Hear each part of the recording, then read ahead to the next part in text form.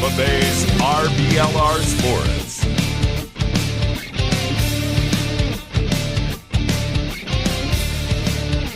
Hello, everyone out there in Tampa and beyond. This is Daniel coming at you for the RBLR Sports podcast. I am here tonight to cover the Rowdies. It is not still part of the Rowdies season for 2025, unfortunately, but there is stuff to go over, and I'm not just talking about the playoffs around the greater USL ecosystem. There's actually some player movement that we need to get into, Carlos. So we will get into that in the second half of the show. Stay tuned, and we will get on to actual Rowdies news if you are interested in hearing any of that kind of stuff. I assume you are because you tuned in for this, right?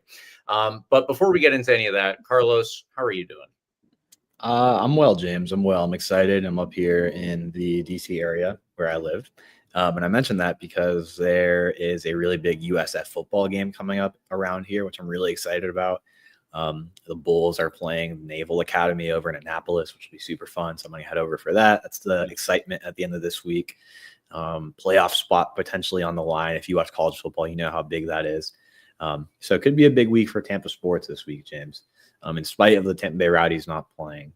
So I'm excited for that. I know there'll be actually a pretty good USF contingent making their way over. I think they sold out of their away section allotment, which is pretty cool. It's like 2 full sections. So I'll have a good time with that, James. James, I noticed you're wearing a DC United sweater, so that's pretty fun. Can you show us the sweater? It's like a retro. It is actually Hillsborough County United. Oh, dude, it looked so deep. I was so excited. Now that you mention it, I wouldn't have thought that, but it does kind of look like some. It's definitely got the DC United colors, obviously. But I was so excited. I've been looking for like a retro kind of DC United, like 1998 MLS, early season sweater. I thought you had found one of the ones I was looking for. No, I'm disappointed. In fact, my dad was my coach growing up, so he had all of the leftover stuff whenever we had, whenever we had a bunch of sweaters to give out to the team. So I still have 2 of these from 2000, 2001, probably. If not sooner, or if not older than that. So that's what this Hillsborough County United sweater is. There you go. I mean, retro, not what I was looking for. So I'm a little disappointed. But James, on that note, I'll throw it over to you. How's it going down there? I think it was sunny down there, right? A little cold in the Tampa Bay area today, from what I heard, but sunny day in the area. Sunny day. It was a sunny day, colder than I'm sure we're used to here, but probably something that would make anybody who lives in DC laugh. So I won't bore you with the details, Carlos. We can talk about the Tampa weather when we get into the specific Rowdies report. Absolutely. I'm sure that's something that Eureka has put in our contracts as well. We need to talk about the weather at some point, but that will not be tonight. That sounds so off season, by the way, that we're talking about the weather for 2 minutes here. We're like, how do we stretch this into a 40 to 50 minute long episode? So we could talk about the weather for another 10 minutes on the back end if we really need to fill in the time. I don't think we'll need to, though, because there's some good news coming up here, James. Good news, exciting news, interesting news, a lot of movement happening, like you said, on the Rowdies end. So I think there's a lot to break down there. And of course, some interesting results happening in the USL playoffs. So we'll talk about that before we get into the Rowdies news. James, should we jump into it? Yeah, let's go ahead. Before we do any of that, I'm going to throw a plug in here to like and subscribe to this podcast on YouTube, on Spotify. Give us a follow on Apple Podcasts, on Google Podcasts, anywhere you get podcasts. Give us a like, give us a follow. Follow us on social media at RBLR Sports on virtually every social media that exists: Instagram, Twitter, Blue Sky, Facebook. I'm sure there's like a RBLR MySpace out there still. Who knows if anybody's using that in the big 2025? But check us out. Keep engaging with us this offseason because, James, I think there's going to be a lot of it'll be a quick offseason. You know what I mean? It's already November. Playoffs, the championship game for USL is not this weekend, but next weekend. We're already sneaking into December, and then January sneaks around, and we're here and it's preseason. You know what I mean? So time's going to fly. There'll be a lot to talk about for the next couple months, I'm sure, and we will do our best to carry you into the first game of the regular season. Who knows whether that'll be end of March, early April, sometime around there. We'll be talking about the Rowdies all the way leading up to that. So follow us at RBLR Sports and all the social medias. Keep engaging with us, and we'll have a good time this offseason, James, all things considered. James, before we jump into the Rowdies news, I feel like it's relevant, it's important, it's interesting to keep talking about the USL playoffs. There have been, and you talked about this with Eureka last week, it's been a weird playoff, to put it lightly, right? Yeah. Maybe not as weird as MLS doing this whole like best of 3 series fandango that I just learned about, which is insane because they've been on like the first round of the playoffs for like 3 weeks at this point. So not that weird, but weird enough that, last week we saw a Detroit City squad who struggled against the Tampa Bay Rowdies go into Louisville and knock off the number 1 seed and arguably one of the best regular seasons of all time, statistically the best regular season of all time if you're talking about points per game that Louisville put together. They went over there, and you guys talked about this, right? But Detroit went over there and beat Louisville 1-0. There's some other interesting results. Rhode Island obviously beat Charleston. And you guys talked about that last week as well. So I was really, really curious to see what this weekend would give us in terms of the playoffs, right?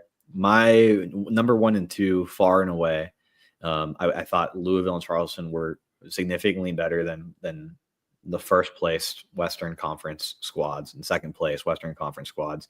I thought this would be a matchup for, the final would essentially be played in the Eastern Conference final between Louisville and Charleston. And yet, James, here we are this past weekend, and the matchups were Pittsburgh versus Detroit, North Carolina versus Rhode Island, just like everybody expected, right? Out west, the matchups that we had this weekend were Tulsa versus Phoenix and New Mexico versus Orange County. Some interesting games over there as well. This was a weird weekend. It still was a weird weekend. Maybe not as weird because the number 4 seed Pittsburgh Riverhounds beat Detroit at home in what was a really contentious game. It made it all the way to the end as a 0-0 result, and it got the penalties where Pittsburgh would ultimately get the win 4-3 in penalties. Saldana would actually get the man of the match. Detroit was on the back foot for the majority of this game, certainly playing like a typical type of away game, James. Maybe surprising that it got to that point where it was 0-0 all the way through to the end of the game. But Saldana, despite conceding the 4 penalties in the shootout, was the man of the match in this one and played a really, really big role in keeping it 0-0 to the penalties. Actually an interesting game. If you're a fan of goals, James, this playoffs have not been like all that interesting for you. Like I said, this one was a 0-0 result. I think the result of the weekend for me was Rhode Island beating North Carolina away in North Carolina. This is the other Eastern Conference semifinal. Rhode Island wins this one 2-0. Dequa finds his form on the back end of the year, scores in the 81st, takes a 1-0 lead. And then as North Carolina are pushing for the equalizer, he scores another one in the 93rd minute. Rhode Island has been a really interesting story this year, James. They weren't good. They don't score goals, right? Interestingly, at the back end of the year, they kind of figured it out and put it together in some sense and managed to beat the Tampa Bay Rowdies 5-0. So we learned that they can score goals, but I didn't think they were legit. I don't know if this convinces me that they are, but I'm not there personally. I'll just say, yeah, I don't know if this game convinces me that they are legit. But then again, they're in the conference final. You know what I mean? Like at this point, it doesn't matter if you're legit. If you can get 2 more results to go your way, you're the champion. That's it. Yeah, exactly. So I truly do not think Rhode Island is a good squad. But my point is, this is the chaos of playoffs, right? This is what you get in the American sports system when you have a full season where Louisville and Charleston are far and away the best teams in the league, and they're not playing soccer at this point in the year. They're not playing any soccer, not meaningful soccer, right? This is fascinating. North Carolina, by the way, they have a whole thing, going on. I don't know, James, did you and Eureka talk about this last week? I think you did, right? Yeah. We did. Yeah, we talked about North Carolina, and unfortunately, I'm sure that this was on the lineup for what we were going to get to, but this is North Carolina's last game now. Yeah. At least we assume their last game for a while. Right. Possibly forever, but we don't know. Right. You guys talked about this. In theory, they're taking the next few seasons off to apply for D1 USL Premier League or whatever the hell we're going to call it. Like, I don't buy it, if I'm being honest. This is, I mean, James and I aren't insider sources on North Carolina Football Club. Like, don't take my word for it. Formerly the Railhawks. But we've seen this kind of story before, right? In lower league soccer where teams take a break or they take the season off and they never come back, right? Let alone come back and be ready in 2 seasons to be a first division club. Right? Yeah, presumably a bigger club with a bigger budget and everything that goes along with it, right? So right. The fans that weren't attending games are all of a sudden going to show up, right, in 2 years when they're it's all kind of BS to me, right? I don't know how you can there's a limited fan base for that club that consistently go to games. And on top of that, you're not going to have them engaged for the next 3 seasons or so and expect to come back and be a D1 team that has a fan base that are going to games. I don't buy it. Besides the point, we can talk about that even more, throughout this offseason. The point is, the sad probable reality is that North Carolina played probably their last game, if I had to guess. Certainly their last game for the next 3 years, at least. And Rhode Island was the team that put them on the ground. This game, James, I'd actually go back and look at the highlights. I didn't catch any of this game. So it was kind of fun to watch on the back end because there were actually a decent amount of chances. Rhode Island played a pretty decent game in the attack. Like I said, one of their only strong suit this year really has been their back line, who had, and I don't know what the numbers were at the end of the season, but I remember when we went to Rhode Island on the back end of the season, only Louisville and Charleston in the Eastern Conference had better defensive numbers than Rhode Island. And Rhode Island was at the bottom of the table with us, essentially. Right. So we knew their weakness was in the attack. Like I said, they beat us 5-0. They started to score some goals on the back end of the year. And in this game, they found their goals on the back end as well. 2 goals in the last 10 minutes. So they've certainly found something in the attack. I don't know if that's going to carry them all the way to a championship at this point. But that being said, they're playing a Pittsburgh team that's also not insanely impressive. Like, because of the fact that the best teams, in my opinion, have been knocked out early on, I think they have a chance. I think it'll be really interesting. James, do you have any reflections on these Eastern Conference results and maybe a prediction for what this Rhode Island versus Pittsburgh Riverhounds game is going to look like? I don't necessarily have. I mean, we'll do predictions, certainly. There's no point in not doing that right now because it's one or the other, right? So you can take your pick. But I will say Detroit City getting knocked out, that should have happened already. that should have already happened. So I cannot be surprised that they are out. But yeah, I mean, they really gave it a much better run than I certainly expected. I mean, beating Louisville City. How many Detroit City fans even predicted that? Like, they swear they did on Twitter. When I was looking through they swear they were like, oh, if you didn't believe, I don't buy it. But I think if the league has the record of everybody who filled out a bracket online. I filled out a bracket online. I was done within like 20 minutes of the first game starting, apparently. But I mean, I would like them to see how many people actually predicted Detroit City to beat Louisville City. Maybe it was somebody from a place that doesn't even really have like USL on TV and they don't know where teams are and they're just like, oh yeah, Detroit City sounds good. I don't know, but Detroit City, I guess, defense wins playoffs, they say, and that's all that Detroit City had going for it. They focused on being as defensively stout as they could, and they managed to not concede a goal over the course of 2 full extra time games. And good on them. Especially like you said, Carlos Saldana. Very good outing from him. On the other side of things, North Carolina, that sucks. Eureka and I were both in agreement with you last week that this probably means that the men's side of that organization is done. And they're focusing on the women's side. I can't say that that's bad, but I would like it's Man United have 2 teams at the professional level. Chelsea have 2 teams at the professional level. Barcelona, Real Madrid have 2 teams at the professional level. This is where most of the world is heading in soccer. And it's unfortunate that, I guess, we're losing teams on the other side of this, right? Especially one as old and storied as the former Carolina Railhawks. So I don't know. I don't really have too many opinions related specifically to Rhode Island at this point. I just think that losing North Carolina FC, even if that's the current name of them, the organization overall, that I don't like that. I kind of feel a little bit of sadness from that. Yeah, it's icky. I mean, it's we lose a lot of lower league clubs. Just it feels like every year.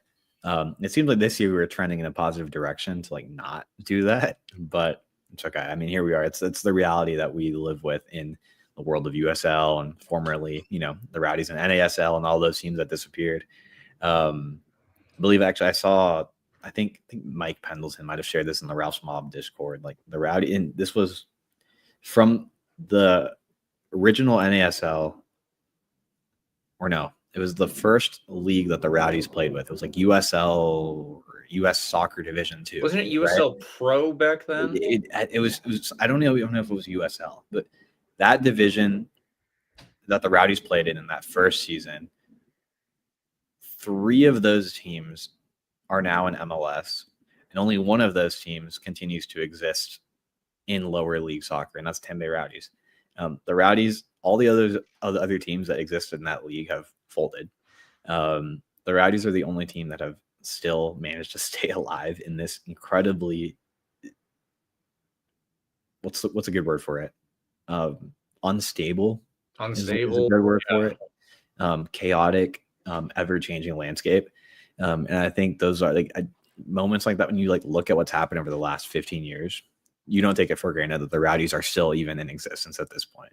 So we can be thankful for that, even if we're not playing playoff soccer this season. Yeah. That being said, James, the only other thing I wanted to say is that I just looked back through Louisville's results. They didn't actually lose a single game at home this year. That's insane. That's insane. This was their first, I say this, it doesn't matter anymore because Detroit's not playing this week, but that game against Detroit was their first loss at home all year. And it was against this rather bad Detroit squad.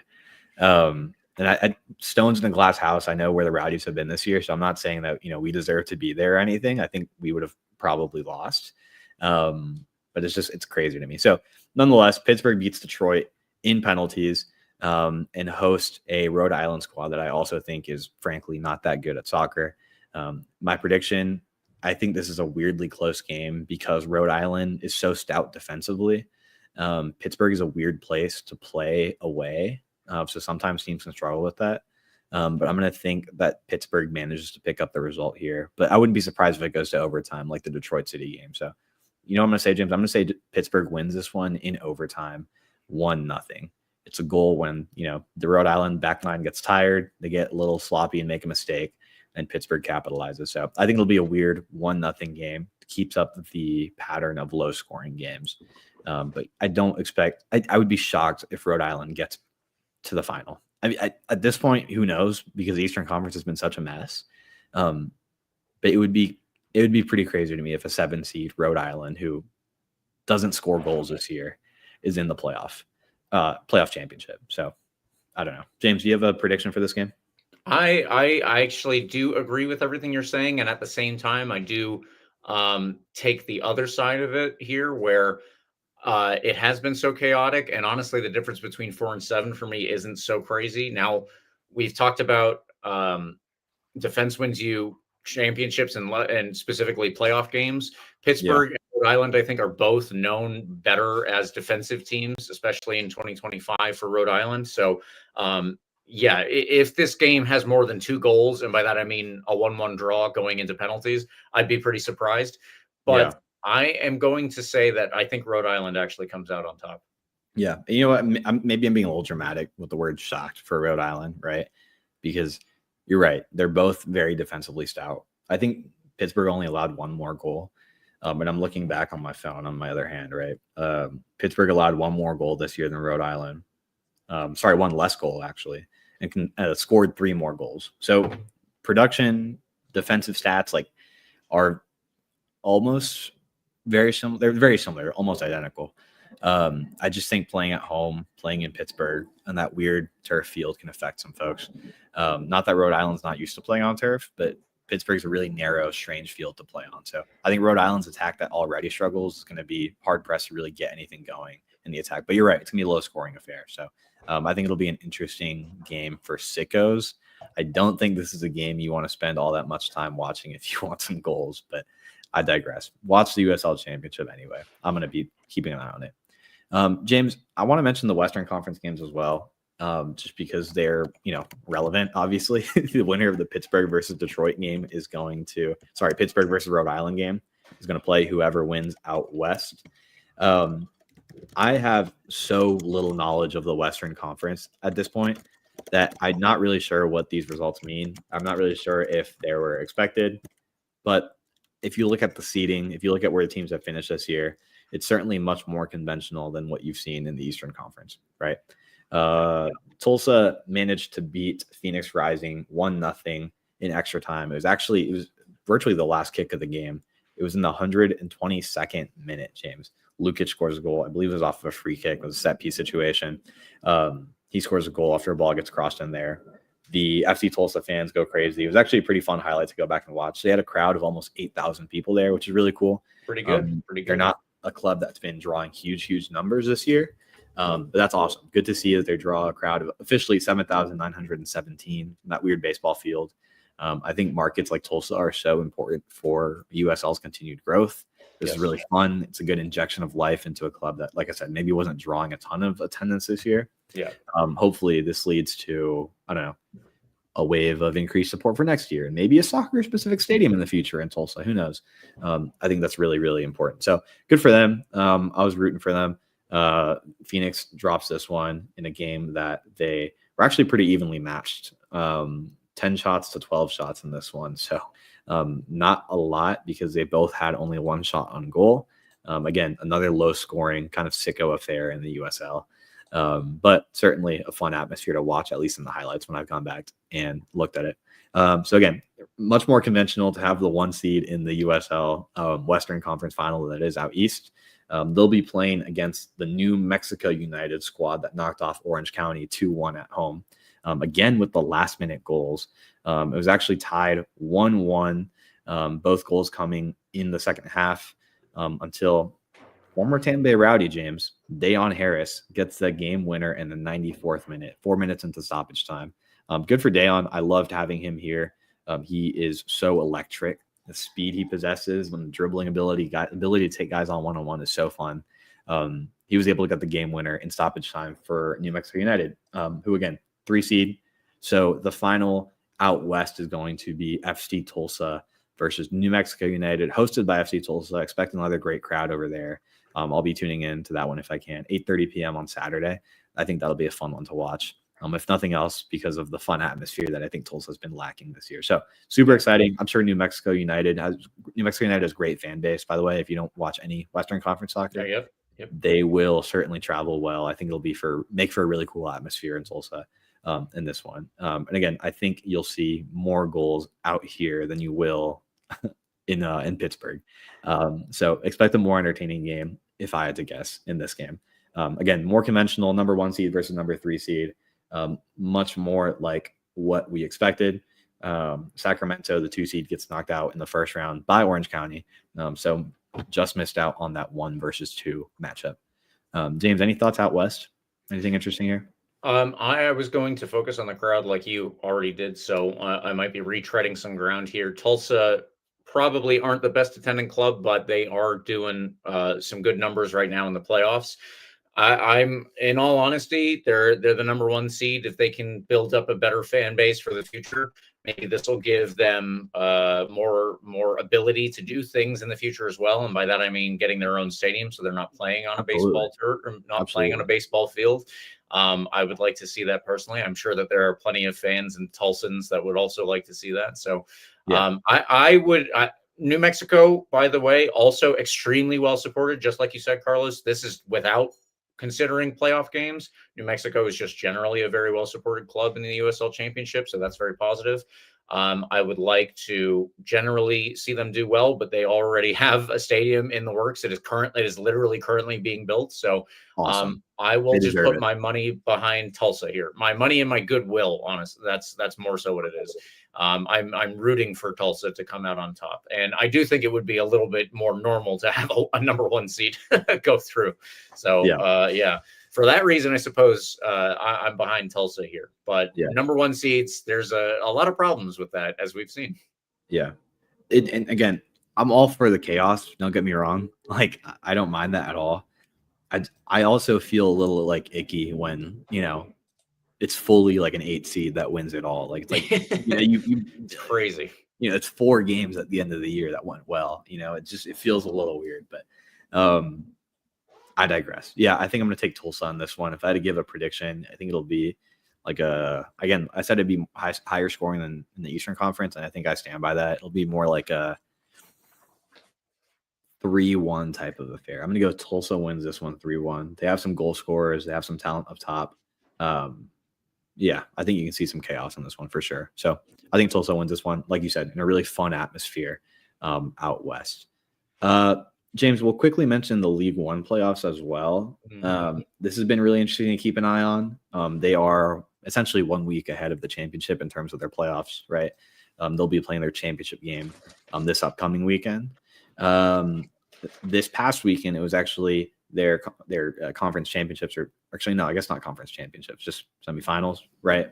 The 1 seed won Knoxville, aptly named 1 seed, beat Naples at home, the 4 seed, and they'll host Spokane Velocity, who beat the number 7 seed Portland Hearts of Maine in Spokane, Washington.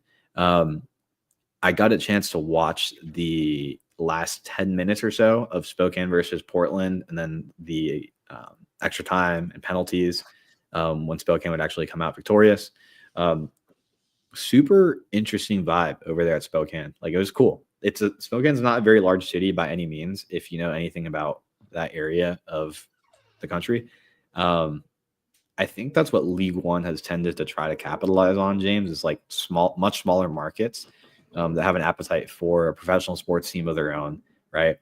Independent of it being soccer. I think a lot of folks from like a Spokane or a Naples, right, like want a sports team of their own, repping their town, their city, right?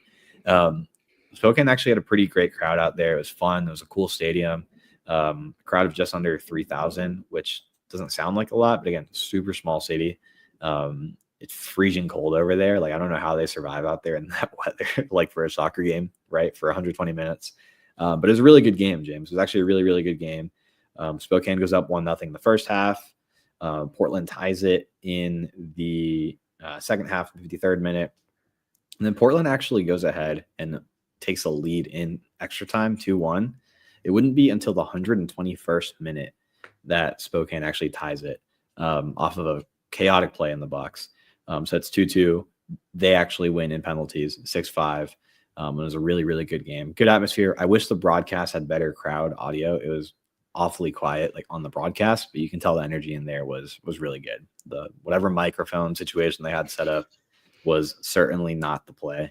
And then, like I said, Knoxville beat Naples 1-0 over in Knoxville. Pretty decent crowd for them as well. 4,200 people, small-ish crowd, but again, it's a small city in Tennessee as well. So fun that they were able to make the playoffs, make the championship game, and of course, host Spokane. So hoping for a really big crowd for their championship game this weekend.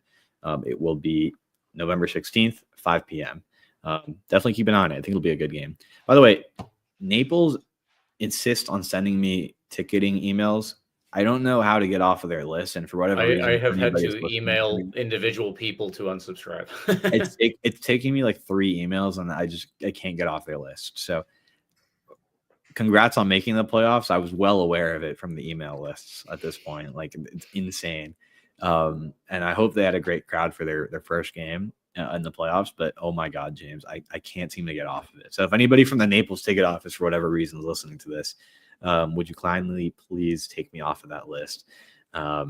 unless you're going to be like, I don't know, a discount for next time Rowdies play over there, then I guess I can stay on for a while. But James, that is our recap of the USL playoffs, both Championship and League One.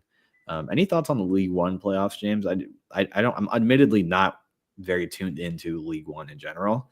I will just say it was a good game, good crowd. Those are my reflections. I don't know how good Knoxville is versus Spokane. So I'm not qualified to give a great prediction. I'll just say Knoxville wins because they're the 1 seed at home. Right. They'll win like 2-0 or something. But any thoughts on League One? I do know that specifically Knoxville are doing very well at home. The fact that they are at home obviously suggests that this should be good for them. They also play on a baseball field, so they're going to be dealing with weird dimensions. And if I'm not mistaken, Spokane play on turf. So I don't believe that who knows what they train on, but I think that all of the off the field circumstances are probably pointing to Knoxville's benefit. Yeah. Good for Naples, good run for them as an expansion team. And I think the fact that they're going to have even more teams really close by next year, those being Sarasota, almost assuredly Fort Lauderdale United, that's going to bode well for them. And on the other side of this, whatever happens with Spokane this upcoming weekend, they will actually have a team very close by to them next year in Idaho. And if I'm not mistaken, they should have another expansion team in Portland. I don't totally know. So, but it'll be good for both of those teams to have others that are right nearby and they don't have to make such long trips all the time. I think Idaho is going to be an insane market for USL. This was kind of my prediction for a while. Those the big Midwest, kind of in the middle of nowhere, quote unquote cities, exactly. Like the Boise, Idaho's. Yeah, I think Boise is going to be a really, really, really, really interesting market for the USL coming up. And like you said, team close by for Spokane, good for just creating a healthy environment of soccer out there. I think Boise is going to take off. Similar in, Annapolis is not a great comparison because Annapolis is pretty close to the, DC urban area, metropolitan area. But I think you'll have a situation kind of like that where you're going to have pretty substantial crowds for a lower league team. So that's my prediction for Boise. I don't no clue if they're selling, incredible numbers or anything yet, but you can quote me on my official prediction. This is my RBLR Carlos prediction. But I think we'll see some really, really, really, really impressive crowds in Boise. They love their sports over there. I don't know if you know anything about Boise. Like, they travel insane for their basketball, their college basketball team, their college football team. Like, they're all in on their sports. So if they have a pro team to rep, I think you'll see a lot of folks going out to those games, even non-soccer folks. So now, Carlos, also one quick thing on that. I know that the university, they have a women's soccer team, but they don't have a men's soccer team. So I know that they're going to bring on a professional women's soccer team in the future. I don't know when that's set forward, but the men's soccer team starting up as soon as they are, I mean, that's a completely unfilled niche right now, as far as I can see. Absolutely. And again, just a lack of pro sports generally in Boise. Like, that's huge for a city like that wants, ball, so I think it'll be really cool. Okay, that's our expansion tangent. Let's talk meat and potatoes, James. We've talked playoffs, we've talked the upsets, the chaos, the more conventional playoffs out west in the USL Championship, and of course even the League One playoffs that have been really interesting to keep an eye on. Again, I would keep an eye on the final on the 15th at 5 p.m. In League One. But let's talk some specific Rowdies news, the meat and potatoes of this podcast. I don't know. I was trying to come up with another fun metaphor. Some roster news, James. There's some interesting roster news, and I'll tee it up there and leave you hanging in suspense, thinking about that while I mention that liking and subscribing to this podcast is free. But if you need some new threads, you can support this podcast just a little bit more by heading over to shop.rblrsports.com. Checking out all the fun designs that have been cooked up over there. Link is in the description of this podcast, wherever you're watching this, YouTube, Spotify, Apple, Google. You can use promo code COYR for 10% off your order. Again, plenty of great stuff over there. All the Tampa sports teams being reffed by the fun RBLR designs. It's a fun time to be a Tampa Bay sports fan, all things considered, James. Lightning hockey is in full swing again. They're finding their rhythm. You're actually coming to DC next weekend too. That'll be fun, or in a couple weeks. Bulls football going crazy. The Bucks dropped a big one this weekend, but I think they'll find their rhythm again soon. There's a lot of stuff happening. So go ahead, support the podcast and support your local teams. Go ahead and check out shop.rblrsports.com. And again, use promo code COYR for 10% off your order. James, let's talk Tampa Bay Rowdies. There were a small bunch of roster moves, or at least roster decisions announced, right? I think that's a better word for it. This came out, I believe this was on Thursday, that the actual Rowdies official article press release came out November 6th. And it was announced that 6 players from this year's current squad are currently under contract for the 2026 season. We can expect them to be on the team next year, right? These 6 players are Luis Alvarez, Castellanos, Aaron Guillen, Lewis Hilton, Endry Mustali, and Lawrence White. That's it. Those are the ones we know for sure are coming back, right? Yeah. Initial reactions, and we can break this down a little bit more. Happy about basically all of these. These are good, in my opinion. And we've talked about Guillen and how he's had a bit of a down year this year, maybe the last year as well. But veteran leadership coming back, super important. Very excited about that. On top of that, you have an incredible talent that I think just didn't have time to really, didn't find his rhythm that we saw in League One. The talent he has, Luis Alvarez, coming back next year. A full offseason with the Rowdies, I think, is going to do him a huge, huge, huge favor. And hopefully we'll see all that talent flourish with us next year. So again, Luis Alvarez, Robert Castellanos, Aaron Guillen, Lewis Hilton, Endry Mustali, and Lawrence White. Again, of course, other veteran guy, and Lewis Hilton coming back. So good news there, James. I think we were kind of assuming that there would be a good chunk of roster turnover in the new era, right, under Casciato. His first offseason to get new guys under the guys he wants, right, under his belt for the squad this year. But it's good to see that we're having a couple of our vets coming back, guys that know what Rowdy soccer is, guys that can, continue to be voices in the locker room. Including Lawrence White, right? A younger guy, but certainly a guy that knows Rowdy soccer at this point, a well-seasoned vet of the USL soccer at this point. James, do you want to tell us the names that we know are out of contract following the conclusion of the 2025 season? I can certainly do that. So we talked last week about 2 players, or was it last week? We talked previously about players who were retiring, and those are Leo Fernandez and Forrest Lasso, obviously. Then last week, all we had were players who had announced on social media that they were leaving the Rowdies. Again, to reiterate, those were Manuel Arteaga, Ollie Bassett, and Thomas Van Keazeel. Eureka and I went through a review for the 2025 campaign for all of them, as well as kind of an overlook at their legacy at the same time. So now we have a little bit more information about the players who are leaving. Those are Manuel Arteaga, as listed, Juan Carlos Azocar, Blake Bodley, Nick Moon, Pacific Nyangabire are all out of contract.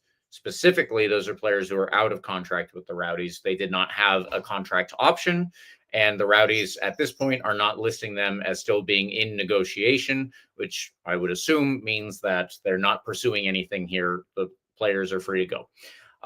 Rubens Passius, Charlie Sharp, and Paul Marie have all left the club following the expiration of their loans.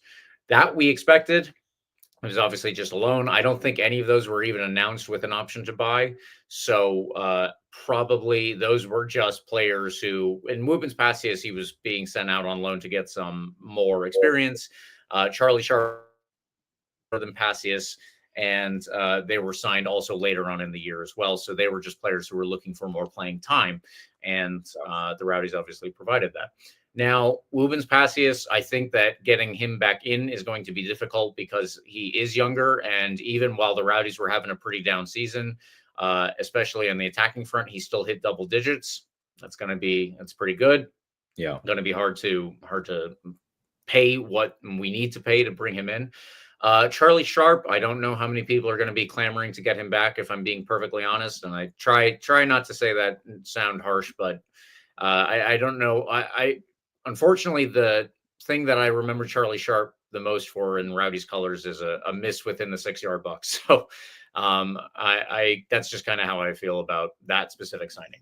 Paul Marie, on the other hand, was a revelation in green and gold colors. So if we can somehow bring him back, I think that would be great. He is normally a right back or a right wing back. I don't know if we would even be looking to play him there, considering what he did for us in a different position. Yeah. Put your hands up and shrug on that one. If we can do it, swing for the fences and try and get Paul Marie in here. That's what I would say. Yeah. We'll see how that one goes, obviously. Yeah. But he was awesome to have here. I think the reality is this is all speculation, right? All left following the expiration of their loans just feels like a, kind of conclusion, right?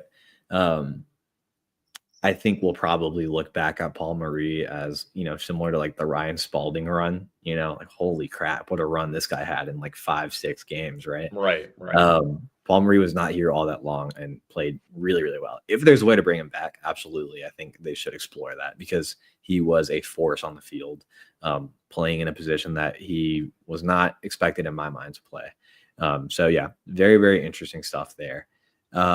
You mentioned all those names, right? We've seen, I think Artiaga was one of the players that you mentioned last week as well, because he had posted on Instagram, I think, already.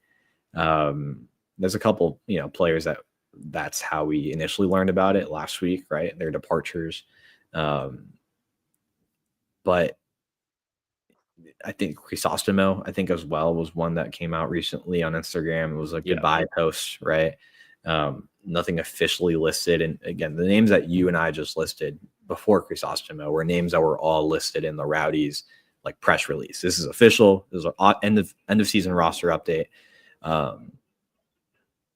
Right. So the names after that is just kind of what we've seen on Instagram, right? Crisostomo, we saw him on Instagram say, his goodbyes on the Rowdies. I think Van Kaziel had an Instagram post saying, his thank yous and his goodbyes, right? The names that aren't listed in that press release that we mentioned, right? I think those are names that we can't officially hear anything about, whether they've been picked up for another year or whether they've been released until after the conclusion of the season, right? Yeah. So expect updates on everybody else at the end of the year. Or keep an eye on Instagram, I guess, because that's where we've seen, other news come out unofficially. So interesting times, James. It's funny on paper, like what does this mean really? I don't know how much you can make of this, to be honest, right? There's a lot of question marks, right? There's a lot of folks, a lot of players on the squad that haven't made their Instagram posts or whatever. Right, exactly. Hamid, Mendez, 2 players we sent out on loan, by the way, Christian Ortiz and Nate Worth. We haven't heard about them, right? Their loan ends this season. So in theory, that means Nate Worth is a Tampa Bay Rowdy, as of, when his loan ended at the end of the year. Christian Ortiz, Tampa Bay Rowdy. Does that mean they're on the roster next year, James? Not necessarily, maybe, right? There's a whole offseason where, moves happen for these guys, right? But those are names I want to float out there as well, because I think people might have honestly forgotten about those guys, Christian Ortiz and Nate Worth, because those loans happened so early in the year, right? So they got playing time, Nate Worth and Rebels 2 and Christian Ortiz and Columbus Crew 2. So we'll wait to hear, what we do with those guys. There's a lot of, question marks out there, James. I'm not sure how much you can take away from this update, to be honest, because we're just waiting to hear back a lot. My big takeaway, and I'll throw it back to you to see if you have any takeaways here, are excitement about Alvarez coming back. I think, again, he was one that I was really excited for this year and didn't live up to maybe the expectations that we had hoped for him, right? The jolt of energy and maybe goals and assists that would come for him. But he scored some bangers this year. And the few goals he did score, there were some really interesting goals there. Happy that Guillen and Hilton are coming back, and Wyke in particular. Those 3 guys are guys that have played significant Rowdies ball at this point, know what it means know what the club means to them, know what the club means to the community. I think they'll be important voices for the locker room. Castellanos has now played a few seasons of Tampa Bay Rowdy soccer as well, so I think it's nice to have him back as well. So I think it's cool to see that there's still some value being placed in keeping some veteran guys in here. Whether that means they're going to play a ton of soccer next year or not, who knows? Maybe we sign some insane talent in front of them. But it's good that they're going to still be in the locker room, at least in my opinion. The guys that we know are leaving, the guys that they mentioned as out of contract, right? Sokard, Blake Bodley, Nick Moon, Young Abure. I was so excited for the Blake Bodley and Nick Moon, wing back situation that we were going to see on Tampa Bay Rowdies. They were elite together in San Diego Loyal before they folded, right? It just never really came to fruition. So I think that's one of the biggest what ifs for me with the Tampa Bay Rowdies in the last couple of years.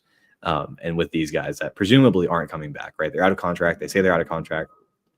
Who knows in theory, does that mean we could see them back? Maybe. I don't know. I just don't think you announce them like that if they are coming back or if there's a chance of them coming back. Right. Yeah. That's why there's players that aren't mentioned at all. Those are the players we're going to wait to hear about when the season ends, right? So that's my biggest takeaway with the players leaving. Juan Carlos Sokard was kind of a fill-in player on the back end of the year. Young Abire, I think, is unfortunate. I really, really, really like his skill set. But again, injury is killing him this year. So it's unfortunate, but James, I think these are guys that are going to continue to have great soccer careers outside of the Rowdies. Of course, I'm rooting for all of them. Great guys. But those are my 30,000 feet initial takeaways from this news. Anybody you see in here that you're particularly thrilled about coming back or, maybe surprised that they're coming back? Anybody for you, James? Well, going through that list of people who are returning, it is interesting to see. I am happy about Luis Alvarez. I am particularly, and this is just for the sake of, I want the Rowdies to do this more frequently, but I am happy to see that Endry Mustali is coming back. I want Endry Mustali to get more playing time, and it's difficult for a 17, 18-year-old to do that. I understand. But you've got to give them chances too. So this seems like the Rowdies giving him a chance, unless, I don't know if there was a guaranteed contract. I can't say that. Actually, it probably was just a guaranteed contract because there's nothing about options in here. So maybe that was the case. But regardless, they have given him enough leash to give him a chance this upcoming season. So that's positive. They already have a back line. If you really need it right now, Aaron Guillen, Robert Castellanos, and Lawrence Wyke, you could do that if need be. I'm not sure that I would expect that to be the best back line ever. We knew going into this offseason that there was going to be a lot of turnover, not just for one reason, not just because there are players that are already retiring, which is true, but at the same time, it was a bad year. And what do you do after a bad year? Usually you try and go and start fresh. And so I don't know if I would have expected that only 6 players were going to be named as coming back. Again, I'm pretty sure that these are the players who already had guaranteed contracts for 2026. No mention of options. We'll see about whose options were not picked up once the season is complete and that release is put out by the actual club. So maybe it will be more than 6 players total. But it's interesting. Lewis Hilton, I think, is probably the best among the veteran crowd, and I think that Lewis Hilton will probably end up retiring a Rowdy, just like Leo Fernandez and Forrest Lasso. I would personally be very happy to see that. And in the meantime, Guillen, Castellanos, and Lawrence Wyke, in my opinion, I think that they have a little bit of a hole to dig themselves out of in 2026. But on the other side of things, I do think that they're capable of it. So if they put their nose to the grindstone and all the other phrases that mean that same thing, then hopefully 2026 will be a better season for them and for the Rowdies, of course, than 2025 was. Yeah. Fair. I think it's you look at the guys coming back and with the season we've had, it's fair for initial reactions to be like not anything crazy, right? Okay, right? But with the turnover that we were maybe expecting this year with a new coaching staff, the potential for having, well, not the potential, the need presumably to have an offseason where you go out and get a whole new roster. I think these are guys that you can build around, certainly in the locker room, on the field. But again, I think that's why I mentioned a Castellanos, a Guillen, a Wyke, a Hilton as particularly important for continuity. That I don't think that the importance of that can be overstated in a league where rosters flip entirely from year to year, right? I think it's important to have a few guys like that are still around. So, good. Tampa Rowdies, beginning of the chaos that awaits us over the next few months, right? We'll see, right? We mentioned already Woobs, Sharp, Paul Marie ending their loan, right? And we'll see what the rest has in store. I do want to mention, by the way, one player that wasn't mentioned officially in the article was Ethan Bondre, who went on Instagram and had a really long reflection post about his time as Tampa Bay Rowdy. Presumably his short time as Tampa Bay Rowdy, it reads like a goodbye post, right? Though the time was short, it was also sweet. I read through the Instagram post earlier today when I thought about it. The guy is so interesting. He had a couple great games for us, right? In the chaos of everything earlier on in the year. But he is a guy that you can look at, a simple Instagram post, his time reflecting on the Rowdies, and you can appreciate how much it meant to him playing for the Tampa Bay Rowdies. And I think that's really cool. I think it's special. I think sometimes we take this team for granted. We take the club being in existence for granted. We take the history of the club for granted. It's good to know that I'm sure there were some players that also, felt that they were taking the club for granted, right? I'm sure there were players in the roster that hadn't heard about Tampa Bay Rowdies before and maybe didn't really care about the history or, all the community around the club, right? There's a lot of players that, come into a club, do their best, and then they move on to the next chapter. Who knows, right? I don't know if that's actually how anybody felt, right? But I know for a fact that Bondre was not one of those players. You read his post, he's like coming in as a random trialist looking to find a team. Wasn't expecting to be able to play in front of so many great crowds at Allang Stadium. Never took wearing the badge for granted. I hope you all could see how much it meant to me to be able to play for the Rowdies. Though the time was short, it was also sweet. Awesome. You know what I mean? Just like, we'll probably never see this guy ever again.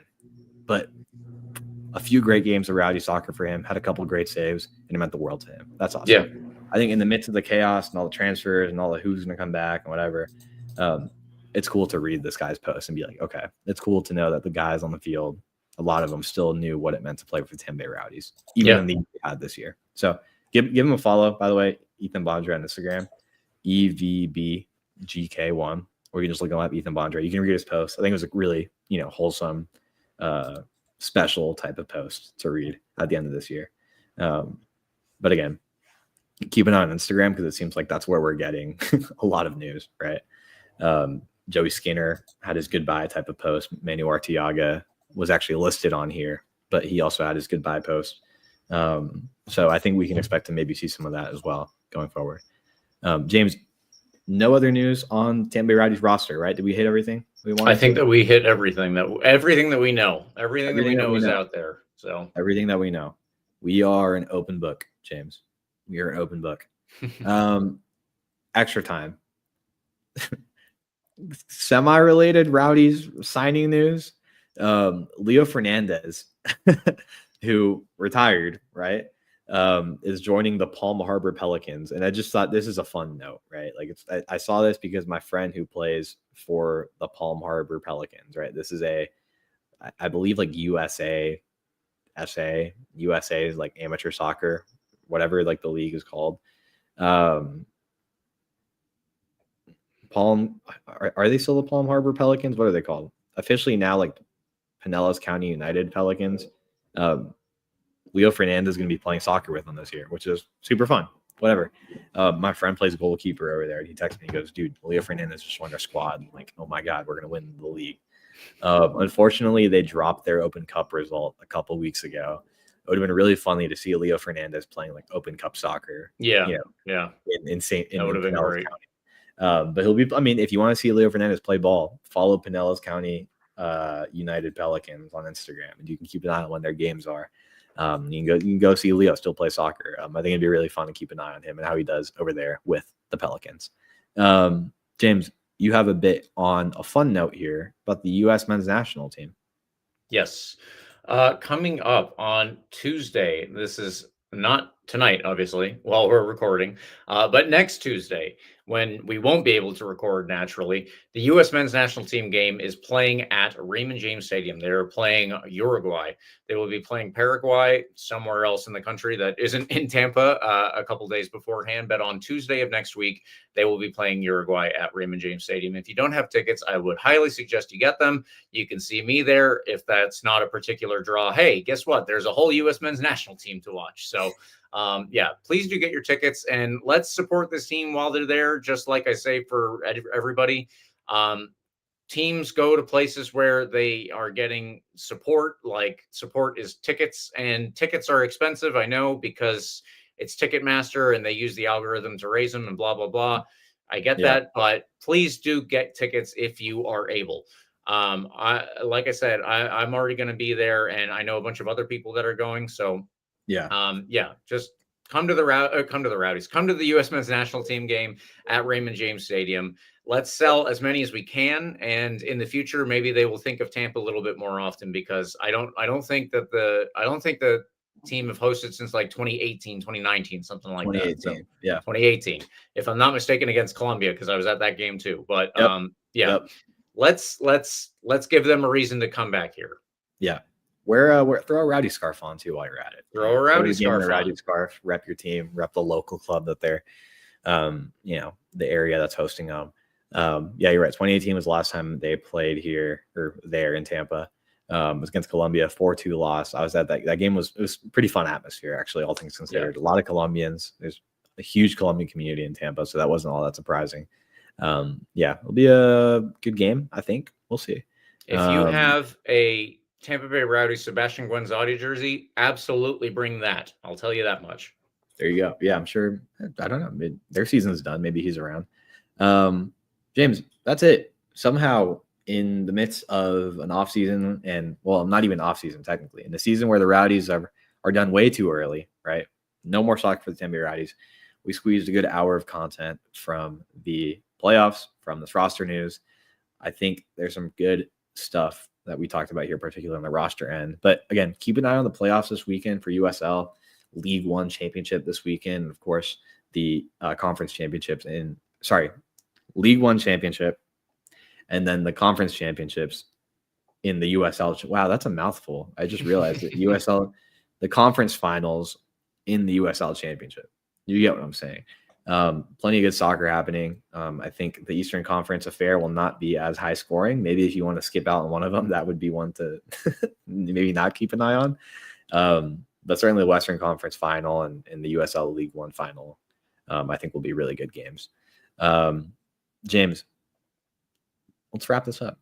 Follow RBLR Sports on RBLR Sports on Instagram, Twitter, TikTok, Facebook, Threads, anywhere we are there too. Follow me at Carlos TPA 10 on Twitter. It'll be a fun week for me. Georgetown basketball continues to be having a good start to the year, and USF football will be up here and playing against Navy. So I'll be tweeting a lot about those as the week progresses. James, where can people follow you? I am mostly on Twitter at RBLR James K. Yep. And like and subscribe to this podcast. Again, I told you at the beginning, and I'll mention it again at the end. Wherever you get your podcasts, we are there giving you weekly Rowdies content. You can listen to all of the other RBLR sports teams' content covering the Rays, the Bucks, the Lightning, the Sun, the Bulls now. It's awesome. There's content for everybody. Anyone that cares about Tampa Bay sports can find a home at RBLR Sports. So check us out on Apple, Spotify, iHeartRadio, Google Podcasts. We're there. James, another week of no Rowdies soccer, but we can still throw this in here. Come on, you Rowdies. Come on, you Rowdies.